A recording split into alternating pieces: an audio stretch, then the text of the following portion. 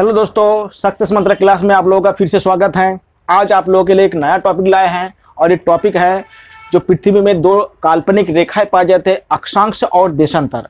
अक्षांश और देशांतर रेखाओं के बारे में आज आप लोगों से चर्चा करेंगे। तो इस वीडियो को देखने से पहले इस वीडियो को अधिक से अधिक शेयर कीजिएगा, लाइक भी कीजिएगा और सब्सक्राइब भी नहीं किए हो तो सब्सक्राइब भी कर दीजिएगा। तो आइए हम अब पहले पढ़ते हैं इस वीडियो में देशांतर रेखाएं और अक्षांश रेखाएं। ठीक है, देखिए ये जो रेखा है या जो ये जो चैप्टर है, हर एग्जाम में इनसे 2-3 सवाल हर बार पूछे जाते हैं। ठीक है, तो इस चीज को हम देखेंगे।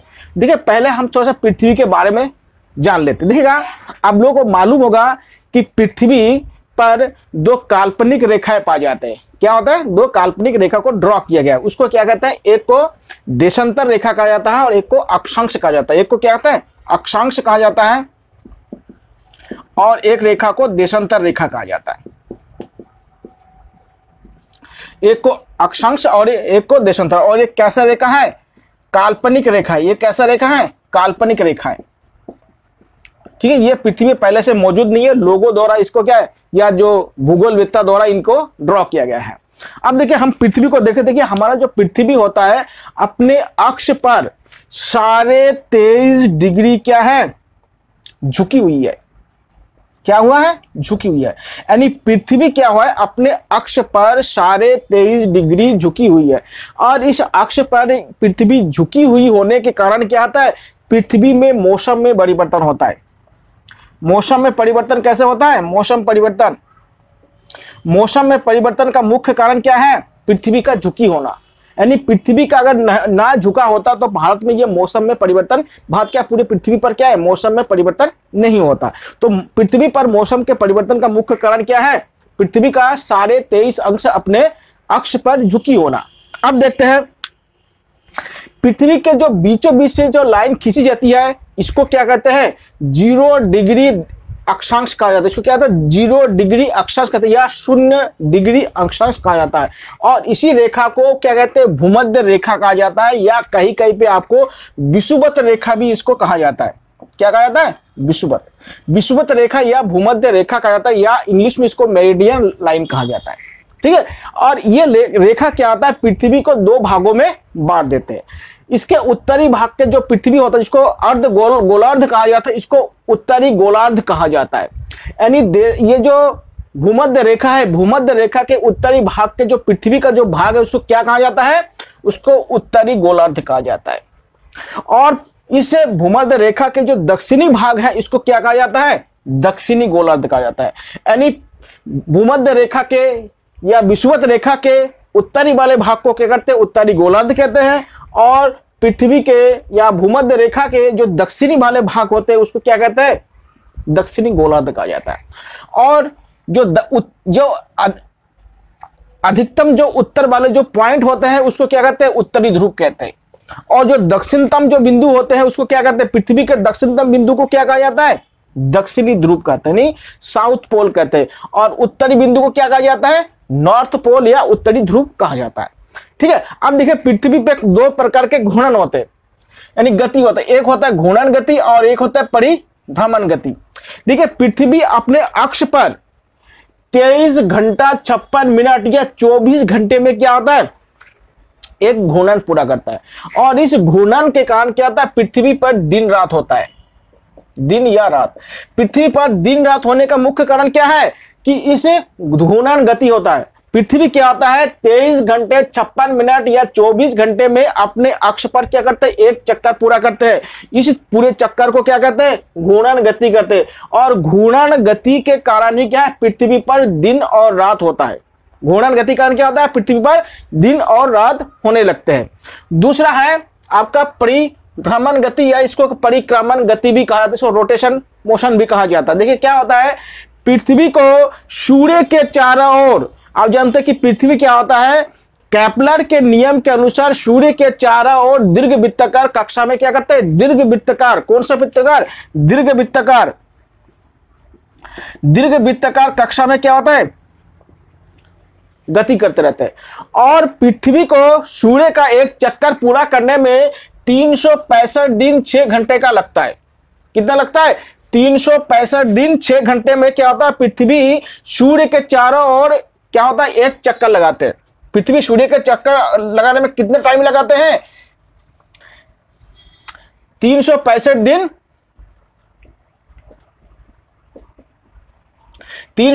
दिन 6 घंटा का टाइम लगाते हैं।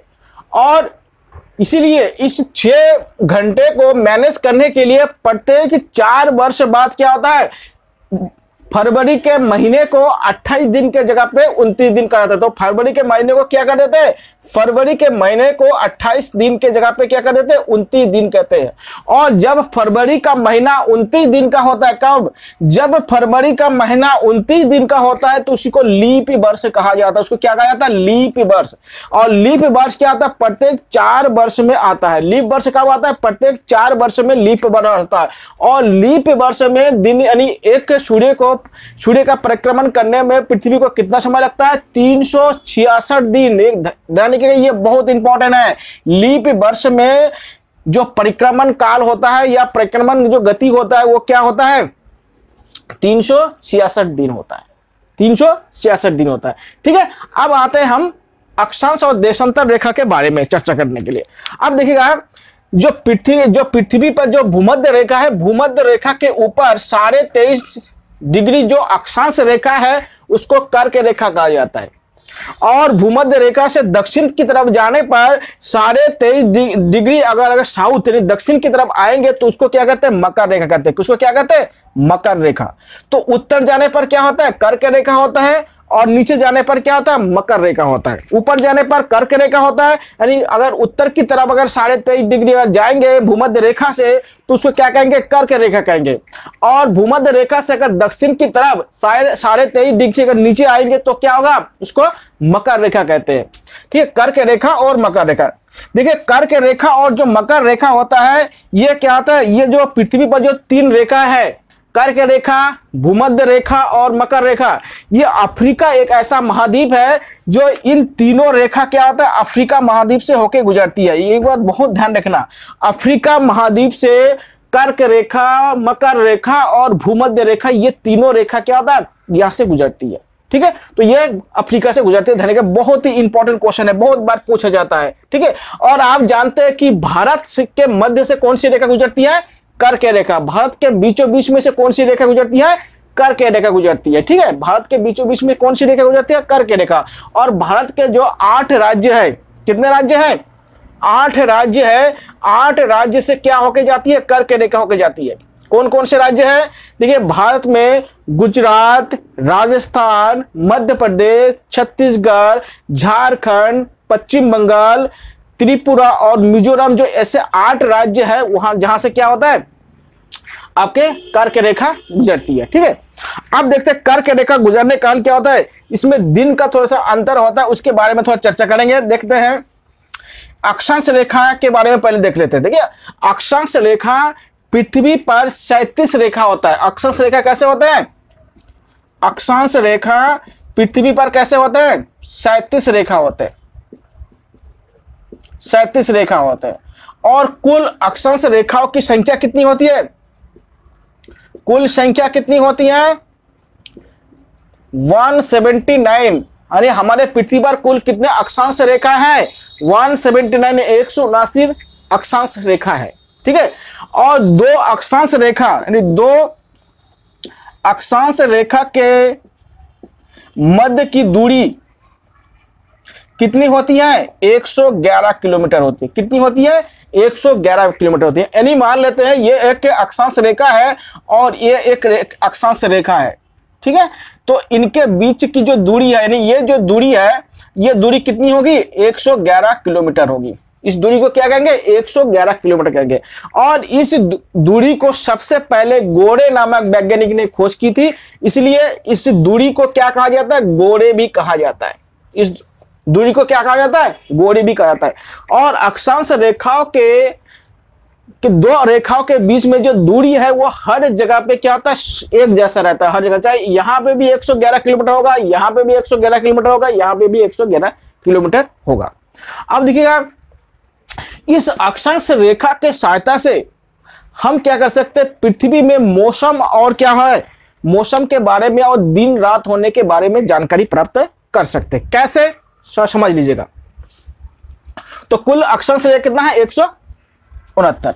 देखिए समझ लेते हैं कि ये जो भूमध्य रेखा है, यहाँ पे क्या होता है, सूर्य का जो किरण होता है वो सीधी गिरती है। भूमध्य रेखा पे क्या होता है, सूर्य की जो किरणें होती है वो क्या है, एकदम डायरेक्ट गिरती है। इसलिए जानते हैं कि ये जो भूमध्य रेखा के आसपास क्या होता है, बाष्प उत्सर्जन यानी जो बाष्पीकरण होता है बहुत ज्यादा होता है। इसके आसपास क्या होता है, बाष्पीकरण बहुत ज्यादा होगा। क्यों? क्योंकि यहाँ पर क्या होता है, सूर्य किरण सीधी गिरती है, जिसके कारण क्या होता है, यहाँ पे ताप बढ़ती है और ताप बढ़ेगा तो बाष्पीकरण ज्यादा होगा, और बाष्पीकरण ज्यादा होने के कारण क्या होता है, यहाँ पे बादल ज्यादा बनेगा, और बादल जब ज्यादा बनेगा तो यहाँ पे उसका वर्षा भी ज्यादा होगा। इसलिए देखिएगा भूमध्य रेखा के आसपास जो क्या होता है, संवहन टाइप के वर्षा होता है। कैसे वर्षा होता है, संवहन, और संवहन वर्षा क्या होता है, ये रोज होते रहते हैं। तो भूमध्य रेखा के आसपास क्या होता है, रोज बारिश होने लगते हैं, और जहां पे बारिश ज्यादा होगा वहां पे क्या होगा, वनस्पति बहुत ज्यादा घना होगा। जहां बारिश ज्यादा होगा तो वनस्पति क्या होगा, वहां ज्यादा होगा, और ज्यादा वनस्पति होगा तो यहां पे क्या होगा, जैव विविधता भी ज्यादा होगा, यानी बायोडाइवर्सिटी क्या होगा, बायोडाइवर्सिटी भी बहुत ज्यादा होगा। यानी यहाँ पे बारिश ज्यादा होने के कारण क्या होगा, वर्षा के कारण क्या होता है, वनस्पति ज्यादा होगा, वनस्पति ज्यादा होने के कारण क्या पे जैव विविधता होता है। इसलिए देखिएगा जो अमेजन जंगल है वो क्या है, इस भूमध्य रेखा के आसपास पाया जाता है। इसलिए अमेजन जंगल को, जो अमेजन जंगल कहां पे है, अमेजन ये ब्राजील में है। कहां पे है, ब्राजील में है। और अमेजन जंगल को पृथ्वी का फेफड़ा कहा जाता है, पृथ्वी का फेफड़ा कहा जाता है। क्यों कहा जाता है, क्योंकि अमेजन जंगल से कुल पृथ्वी में जितना ऑक्सीजन मिलता है, उन ऑक्सीजन का 20% ऑक्सीजन किससे मिलता है, हमें अमेजन जंगल से मिलता है। ध्यान दीजिएगा, अमेजन जंगल से पृथ्वी पर मिलने वाले कुल ऑक्सीजन का 20% यहां से प्राप्त होता है। क्यों?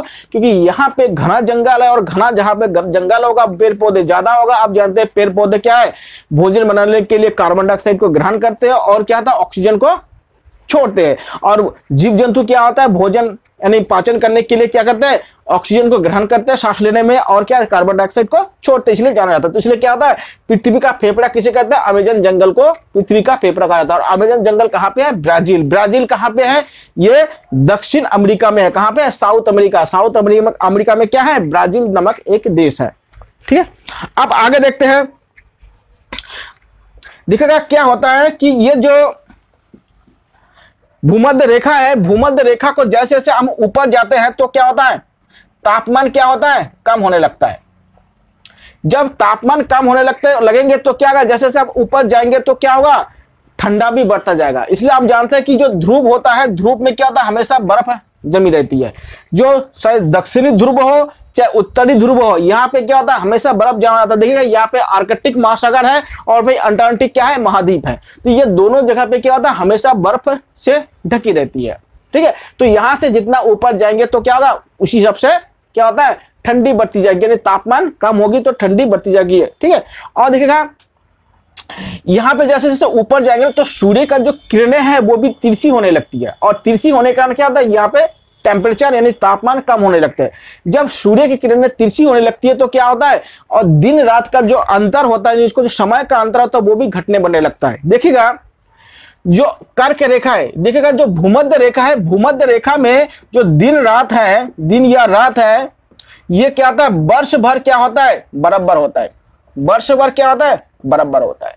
लेकिन जो कर्क रेखा है और जो मकर रेखा है, कर्क रेखा और मकर रेखा पर क्या होता है, दिन और रात क्या होता है, हमेशा एक जैसा नहीं होता है। एक बात ध्यान रखिएगा, जो कहां पे दिन और रात बराबर होगा, दिन और रात कहां पे बराबर होगा, भूमध्य रेखा पे। भूमध्य रेखा पे दिन और रात क्या होगा, सदैव बराबर होता है, यानी 12-12 घंटे का होगा। 12 घंटे का दिन होगा, 12 घंटे का रात होगा, यानी 24 घंटे का होता है। लेकिन कर्क रेखा और मकर रेखा पे दिन रात में अंतर होता है। देखिए कर्क रेखा पे जो 21 जून है, कर्क रेखा पे 21 जून को क्या होगा, सबसे बड़ा दिन होता है। देखिएगा उत्तरी गोलार्ध में अगर सबसे बड़ा जिस दिन को होगा, दक्षिणी गोलार्ध में वही दिन क्या होगा, सबसे छोटी दिन होगा। ठीक है, तो अगर उत्तर भारत में यानी कर्क रेखा में अगर 21 जून को सबसे बड़ा दिन होगा तो क्या दक्षिण भारत में, दक्षिण भारत कह रहा सॉरी, दक्षिणी गोलार्ध में क्या होगा, उसी दिन को क्या होगा, सबसे छोटा दिन होगा। ठीक है, लेकिन जो कर्क रेखा और मकर रेखा पर, कर्क रेखा और मकर रेखा पर 22 मार्च और 23 सितंबर को दिन रात क्या होता है, बराबर होता है। कब, 22 मार्च और 23 सितंबर को कर्क रेखा और मकर रेखा पे क्या होता है, दिन रात बराबर होता है। क्यों? क्योंकि इस समय कर्क रेखा और मकर रेखा पर सूर्य किरण क्या होता है, सीधी गिरती है। ठीक है, तो सूर्य किरण क्या होता है, कर्क रेखा और मकर रेखा पर सीधी कब गिरती है, 22 मार्च और 23 सितंबर को गिरती है। ठीक है, तो इससे क्या होता है, नहीं अक्षांश रेखाओं से हम क्या कर सकते हैं, पृथ्वी पर कैसा मौसम है उसके बारे में मालूम कर सकते हैं, और उसके साथ साथ क्या होता है कि दिन और रात में क्या अंतर होता है, कब दिन बड़ा होता है और कब दिन छोटा होता है, उसके बारे में और मालूम चलते हैं। और दूसरी बात ध्यान, पृथ्वी अपने अक्ष पर 23.5 अंश से झुकी होने के कारण क्या होता है कि जो उत्तरी ध्रुव और जो दक्षिणी ध्रुव होता है, यहाँ पे जो दिन रात क्या होता है, 6 महीने दिन होता है, यानी 6 मंथ क्या होता है, दिन होता है, और 6 मंथ क्या होगा, रात होती है। यानी ध्रुव पर क्या होगा, ध्रुव पर 6 महीने दिन होता है और 6 महीने रात होता है। क्यों होता है? इसका मुख्य कारण होता है पृथ्वी का झुकी होना, पृथ्वी का 23.5 डिग्री झुकी होना।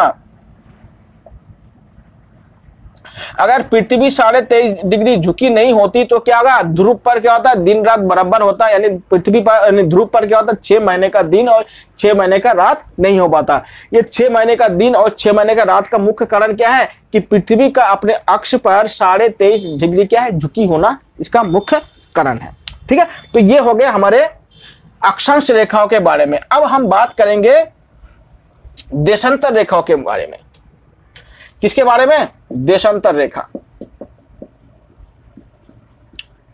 देखिए, जो देशांतर रेखा होता है ये क्या होता है, हॉरिजॉन्टल या ऊर्ध्वाधर रेखा होता है। कैसे रेखा होती है? ऊर्ध्वाधर रेखा होती है। कैसे होती है? ऊर्ध्वाधर रेखा। देख कैसे होता है,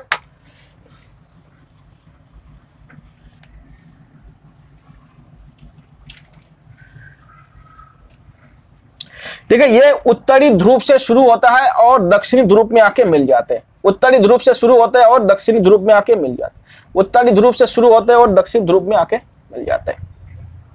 तो इस प्रकार के जो रेखा होता है उसको क्या कहते हैं, इसी को क्या है, देशांतर रेखा कहते हैं। और हमारे पृथ्वी पर कुल देशांतर रेखाओं की संख्या कितना है, 360।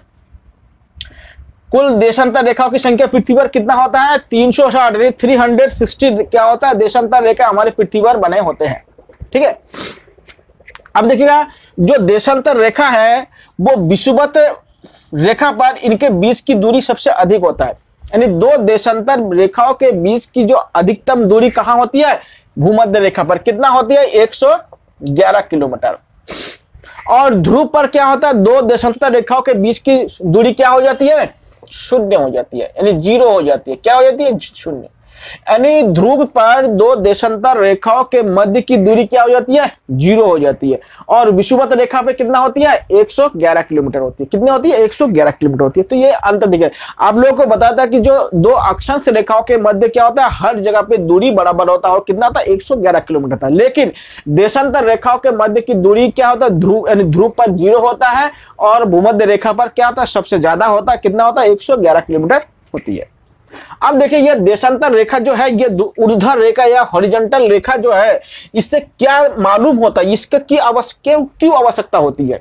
देखिएगा, पृथ्वी पर परिवहन के लिए जल परिवहन और क्या है, जो वायु परिवहन के लिए क्या है, देशांतर रेखा बहुत जरूरी है। यानी पहला क्या है, परिवहन के लिए। दूसरा है, हमारे पृथ्वी पर जो समय का निर्धारण होता है वो देशांतर रेखाओं से होता है। किसका, समय का निर्धारण किससे होता है, देशांतर रेखा से। अब देखते हैं परिवहन में कैसे होता है। आप लोग जानते हैं कि इस समय जीपीएस सिस्टम पे से क्या होता है, आप क्या होता है ट्रैकर लगा के क्या होता है किसी भी स्थान पर जा सकते हैं। देखिएगा पहले क्या होता है, आप एक व्यक्ति का नाम सुने होंगे, कोलंबस। किसका नाम सुने हैं? कोलंबस। कोलंबस ने जिस स्थान से यात्रा शुरू किया था और घूम के क्या था उसी स्थान पे आके ठहर गए थे। बताइए इसका कारण क्या है?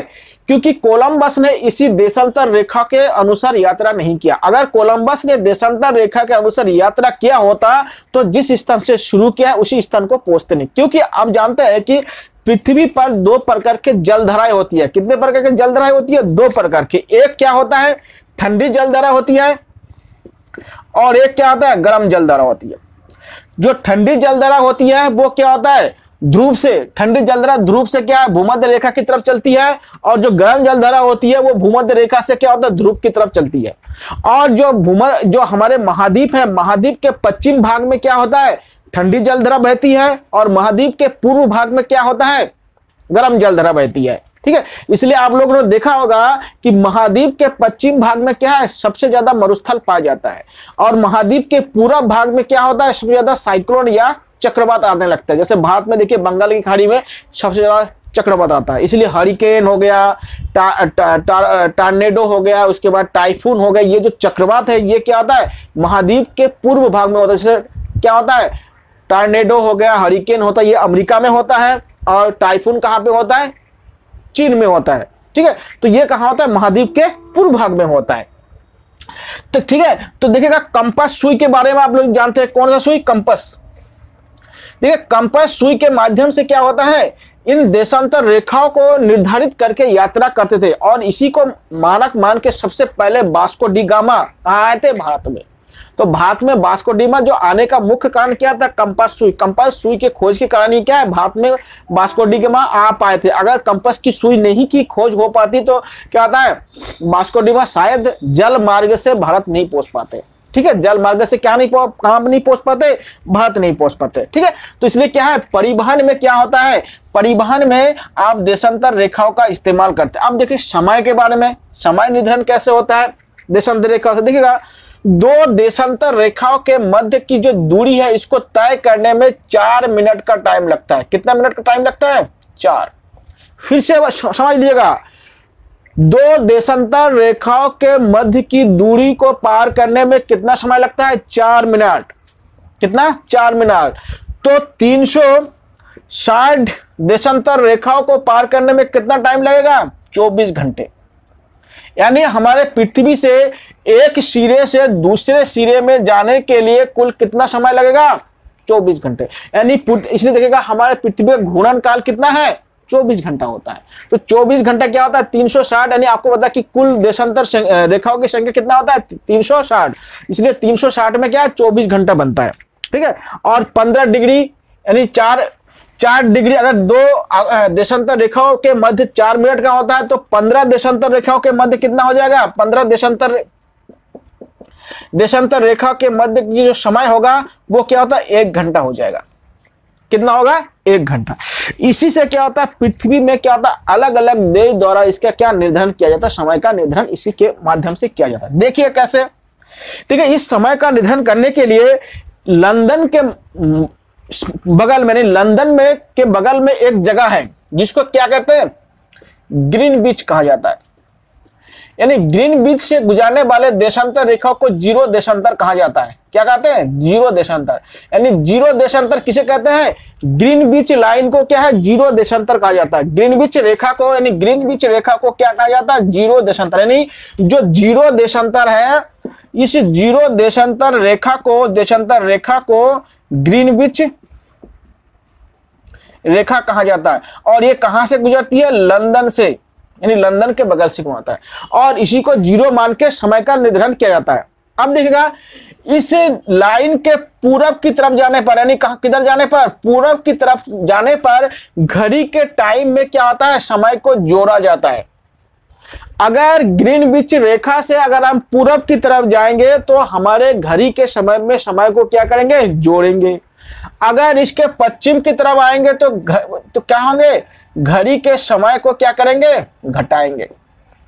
ये बहुत इंपॉर्टेंट है।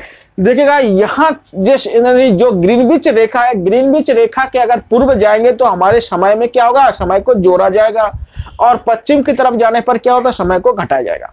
अब देखिएगा भारत के जो मध्यमन रेखा है वो क्या है, 82 हाफ। क्या है, 82 हाफ। ये क्या है, भारत का मध्यमन, यानी भारत का जो देशांतर रेखा कौन सा है, ये भारत का देशांतर रेखा है, जो कहां से गुजरती है, नैनी, या कभी कभी मिर्जापुर लिखा रहता है। कहां से होता है, मिर्जापुर, मिर्जापुर या नैनी लिखा रहता है। ठीक है, तो ये भारत का जो देशांतर रेखा कितना है, 82.5 डिग्री कौन सी है, पूर्वी है। कैसी है, पूर्वी है, क्योंकि भारत कहां पे है, भारत यहां पे है। तो भारत कहां पे है, यहां पे है। तो यहां क्या है, उत्तरी गोलार्ध के पूरब वाले भाग में भारत स्थित है। ठीक है, अब देखते हैं कि भारत और इनके बीच में कितने का टाइम का अंतर होता है देखने का। देखा 0 डिग्री का जो देशांतर रेखा है उसको 0 मान लेते हैं, और भारत में कितना है, यानी 2 देशांतर के मध्य की दूरी कितना होता है, 4 मिनट होता है, और टोटल कितना देशांतर है भारत और ग्रीनविच के मध्य, इतना। अगर इसको हम गुना करेंगे तो 5 घंटा 30 मिनट का समय होता है, यानी ग्रीनविच से भारत का समय कितना है, 5 घंटा 30 मिनट क्या है, आगे होगा। क्यों, क्योंकि ये पूरब की साइड है। क्या है, पूरब, इसलिए ग्रीनविच से भारत का समय क्या होगा, 5.5 घंटा क्या होगा, आगे होगा। क्यों, क्योंकि भारत क्या है, ग्रीनविच से पूरब की दिशा में स्थित है। आप लोगों को मालूम होगा कि भारत अपना स्वतंत्रता दिवस 15 अगस्त को मनाते हैं, और पाकिस्तान अपना स्वतंत्रता दिवस 14 अगस्त को मनाते हैं। इसका क्या रीजन है, इसका भी रीजन समझ लीजिएगा। देखिए क्या होता है कि भारत का जो मध्यमन रेखा है वो 82 है। तो 82 क्या है, यानी भारत में जब क्या होता है, 5.5 घंटा क्या है, आगे है, और पाकिस्तान का जो मध्यमन या जो देशांतर रेखा है वो क्या है, 5 घंटा क्या है, आगे है। कितने घंटा, 5 घंटा। तो इसमें कितने घंटे का अंतर है, आधा घंटे का अंतर है। देखिए भारत जब आजाद हुआ तो क्या रात के 12 बजे क्या है, झंडा फहराया गया था, किसके द्वारा, नेहरू जी द्वारा। भारत की आजादी का पहला झंडा किसके द्वारा फहराया गया था, नेहरू जी द्वारा फहराया गया था। कहां, लाल किले पे। तो 12 बज गए थे, तो 12 बजे जब भारत में 12 बजते हैं तो 12 को 15 अगस्त हो गया। लेकिन पाकिस्तान 5 घंटे आगे होने के कारण पाकिस्तान में उस समय क्या है, 11:30 हुआ होगा। पाकिस्तान में उस समय क्या है, समय क्या था, 11:30। इसलिए पाकिस्तान में कौन सा तारीख रह गया था, 14 अगस्त रह गया था। इसलिए पाकिस्तान में जो स्वतंत्रता दिवस है वो 14 अगस्त को मनाया जाता है, और भारत में जो स्वतंत्रता दिवस है वो क्या है, 15 अगस्त को मनाया जाता है। तो इसका मेन अंतर क्या है, यही समय, आधा घंटे का समय का अंतर। यानी जो पाकिस्तान है, पाकिस्तान क्या है, भारत के पश्चिम में स्थित है। तो पश्चिम में क्या था, पाकिस्तान का जो मध्यमन जो टाइम है वो क्या है, ग्रीनविच से 5 घंटा है, और भारत का कितना है, 5.5 घंटा। तो आधा घंटा का अंतर है। तो भारत में जब 12 बजे होंगे तो पाकिस्तान में कितना बजे होंगे, 11:30 बजे होगा। इसलिए क्या होगा, यहाँ 14 तारीख रह गया है, और यहाँ पे कितना तारीख हो गया, 15 तारीख हो गया। इसलिए इन दोनों देशों के बीच में स्वतंत्रता दिवस में अलग अलग दिन माना जाता है। तो पाकिस्तान में कब होता है, 14 अगस्त को होता है, और भारत में कब होता है, 15 अगस्त को होता है। अब देखिए इस ग्रीनविच रेखा के माध्यम से कि हम पृथ्वी पर अलग अलग देशांतरों के मध्य क्या आता है, समय का निर्धारण कर सकते हैं। देखिए मान लेते हैं कि लंदन का जो देशांतर है वो मान लेते हैं 0 डिग्री देशांतर है, 0 डिग्री देशांतर है। और दिल्ली का जो देशांतर है वो मान लेते हैं 80 डिग्री पूर्वी देशांतर है, 80 डिग्री पूर्वी देशांतर है दिल्ली का। आप बता सकते हैं कि लंदन और दिल्ली के मध्य कितने समय का अंतर होगा। देखिए इसका क्या है, इन दोनों को क्या कर दिए, पहले एक ही दिशा में होगा तो उसको क्या कर देते हैं, जोड़ा जाता है। तो इनको जोड़ेंगे तो 0 और 82 में कितना हो जाएगा, 82। और 82 को क्या होता है, 2 देशांतरों के मध्य कितना का अंतर होता है, 4 मिनट का अंतर होता है। तो इसको 4 से गुना करेंगे तो 8 हो जाएगा और 32 हो जाएगा। कितना हो जाएगा, 32।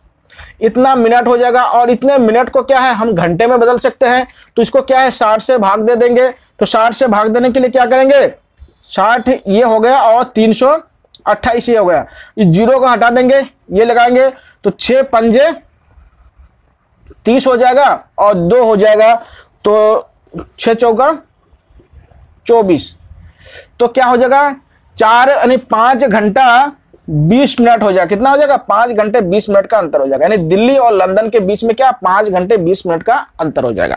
तो इसी से क्या होता है किसी भी स्थान के क्या होता है जो समय होता है उस समय का निर्धारण हम कर सकते हैं। इसी आधार पर क्या होता है किसी भी स्थान का समय का निर्धारण कर सकते हैं।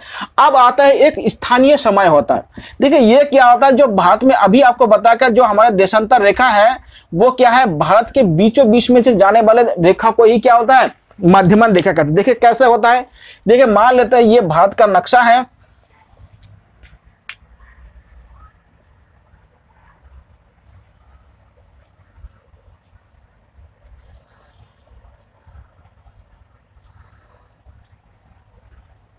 ठीक है। अब देखिए भारत में जो हमारे जो देशांतर रेखा कौन सी है, इसको 82 डिग्री पूर्वी देशांतर रेखा कहा जाता है, ठीक है।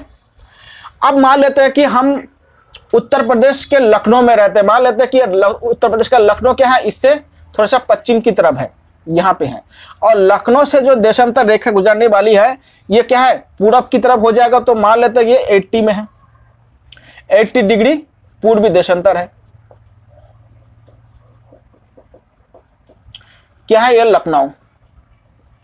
क्या लखनऊ का जो स्थानीय समय और हमारे देश का जो मध्यमन समय दोनों एक होगा? ये बहुत ही इंपॉर्टेंट सवाल है, ध्यान रखिएगा। इसको समझने के लिए क्या है थोड़ा सा दिमाग को खोलिए।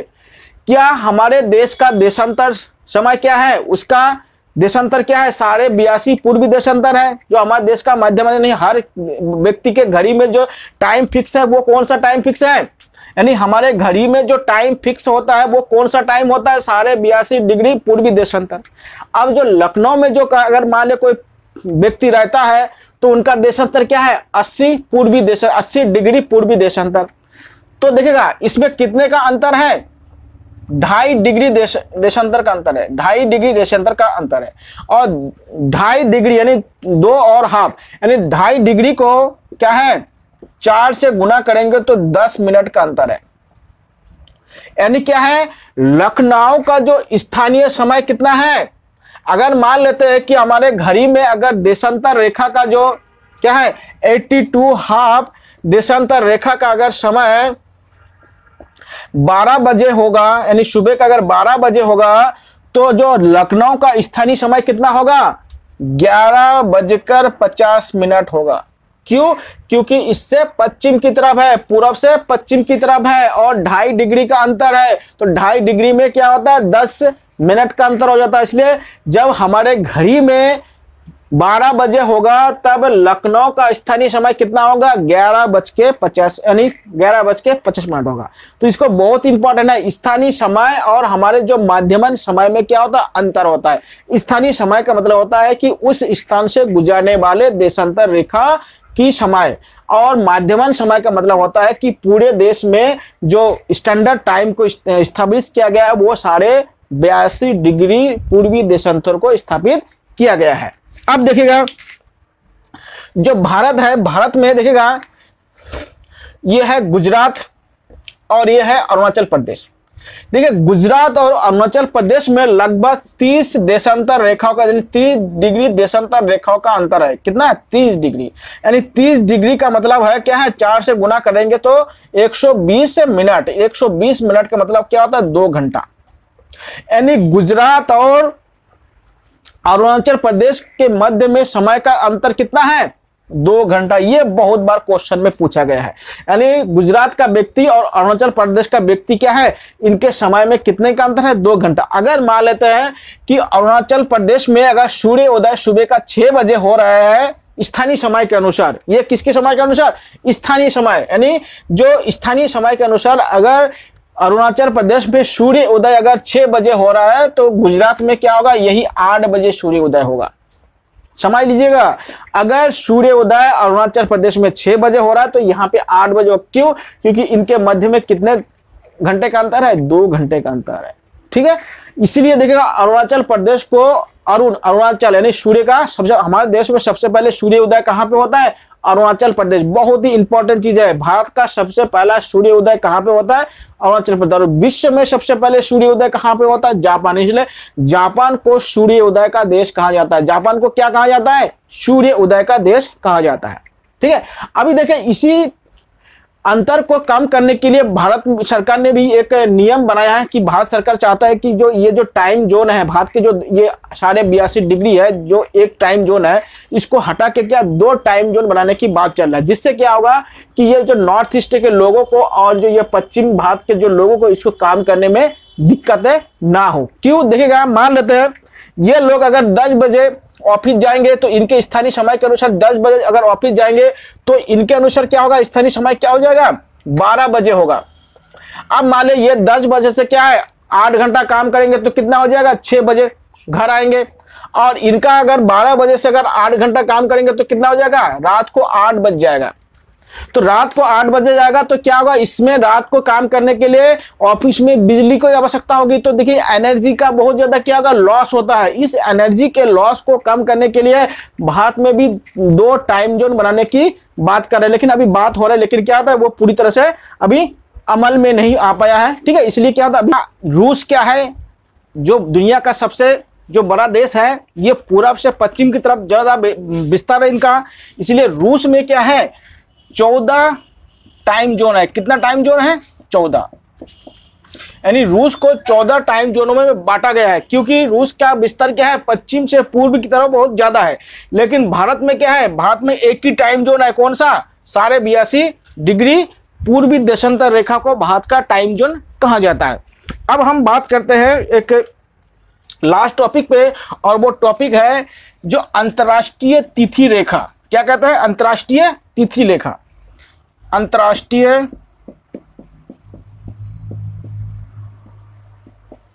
तिथि रेखा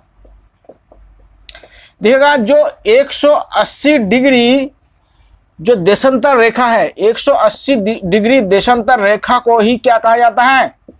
अंतरराष्ट्रीय तिथि रेखा कहा जाता है। 180 डिग्री देशांतर रेखा को ही क्या अंतरराष्ट्रीय तिथि रेखा कहा जाता है या इंटरनेशनल डेट लाइन कहा जाता है। ये जो अंतरराष्ट्रीय तिथि रेखा है ये प्रशांत महासागर से होकर गुजरती है। कहां से होकर गुजरती है? प्रशांत महासागर से होकर। ध्यान रखिएगा, जो अंतरराष्ट्रीय तिथि रेखा है वो कहां से गुजरती है? प्रशांत महासागर से होकर गुजरती है। और किस देशांतर रेखा को अंतरराष्ट्रीय तिथि रेखा कहा जाता है? वो है 180 देशांतर रेखा को कहा जाता है। और ये जो देशांतर रेखा यानी जो अंतरराष्ट्रीय तिथि रेखा है, ये प्रशांत महासागर में 4 बार क्या है? मुड़ती है। कितनी बार मुड़ती है? 4 बार। ये भी बहुत बार क्वेश्चन पूछा गया, ये 4 बार क्या बैंड होती है, क्योंकि यहाँ पे कुछ स्थल वाला क्षेत्र है, उस क्षेत्र को बचाने के लिए ये क्या था? मूर्ति है। क्यों मूर्ति है? क्यों? इसके लिए एक कारण समझ लीजिएगा।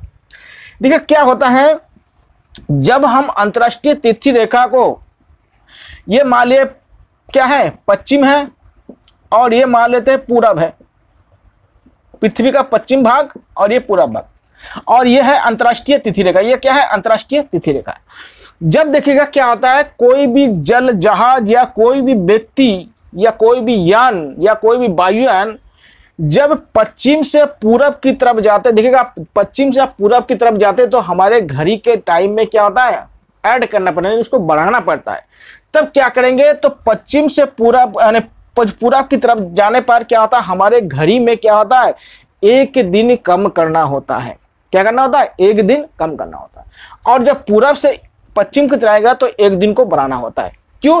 क्योंकि आप जानते हैं कि 180 जो डिग्री देशांतर रेखा है, इसमें 12 घंटे का क्या होता है? अंतर होता है। कितने घंटे का अंतर होता है? 12 घंटे का। इसलिए ये अंतरराष्ट्रीय तिथि रेखा क्या बहुत ही इंपॉर्टेंट है, और ये प्रशांत महासागर से जाती है, और 180 डिग्री देशांतर रेखा को क्या है? अंतरराष्ट्रीय तिथि रेखा कहा जाता है। और इससे क्या होता है? इंटरनेशनल जो टाइम है उसमें क्या होता है? इसमें समझने में आसानी होता है। तो ये देखिएगा, ये जो हमारी जो वीडियो है, इस वीडियो में क्या है? अक्षांश और देशांतर रेखा के बारे में विस्तार से चर्चा की गई है। और इस वीडियो को आपको लोग बढ़िया से देखिएगा, जिससे क्या था पेपर में जो भी क्वेश्चन आए उसको सॉल्व कीजिएगा। अगर आप लोगों के मन में कोई भी शंका बनता है किसी सवाल को लेके या किसी भी पॉइंट को लेके, कमेंट कीजिएगा, हम उसका उत्तर देने के लिए हाजिर होंगे। ठीक है, ओके बाय।